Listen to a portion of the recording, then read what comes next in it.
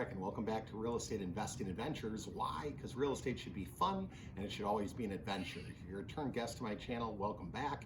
If you're new to my channel, who the heck am I? My name's Jurek. I'm a real estate investor. I get to travel all over the country and work with people just like you, trying to get started in real estate or a small business, or take their small business or real estate investing to the next level. What am I going to talk about today, Monday, January 6th, 2020? What I'm going to talk about is I often find people that have some money and they're afraid of losing the money.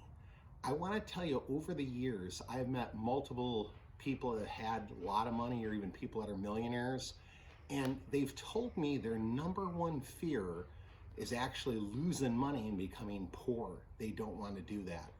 And often that fear will hold them back from making decisions on what to do with the money. When I lived in the Chicagoland area, we knew a lot of people that had inherited money or got money from, somewhere else, from a parent or some type of situation, and they didn't want to make any other decisions about going into a small business or putting the money into real estate, because their number one fear was losing that money. Back in 2009, 10, 11, 12, 13, the housing market saw a bubble and saw a crash, and I knew a lot of people that had money at that point. They didn't want to have it in the bank. They were worried about having it in the bank. They didn't want it in the stock market. They didn't want it in housing. I don't know what most of them did with it, but a lot of them just wanted to sit on it. And here's the thing. There were a couple of people that put money into housing, and when the housing market recovered, they made a lot of money. But for those friends or people that I met that didn't want to do anything, they really missed out on a big opportunity. Now, here's the thing I want to share with all of you out there. I'm not telling you to take huge risks where you lose money or go, into debt, thousands of dollars. But what I am telling you to do, no matter what you're doing, if it's a real estate deal, you want to take a calculated risk. You want to look at the risk versus return.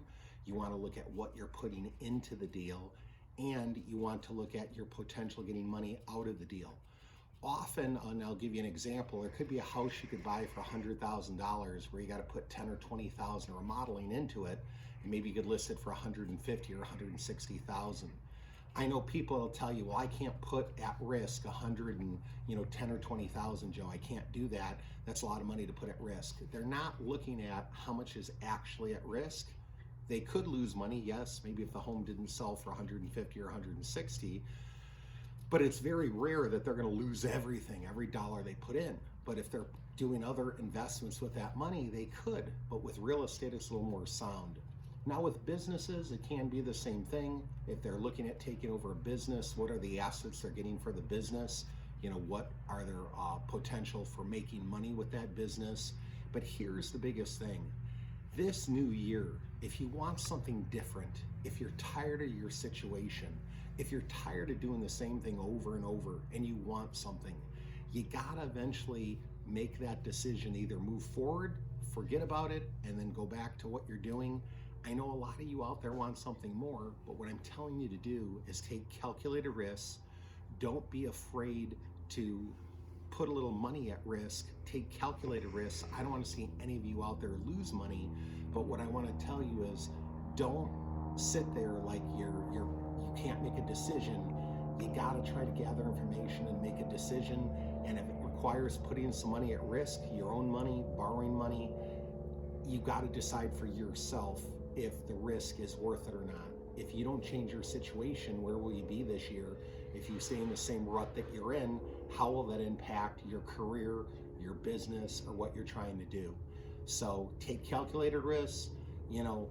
Don't try to go overboard with what you're trying to do, but consider all angles and try to make the best decision you can make for you or for your business, and get out there and make 2020 a year to remember.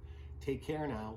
Go make your dreams a reality. Live life in the moment with no regrets. Believe and achieve. Bye-bye. Do it now. Believe and achieve. Take care.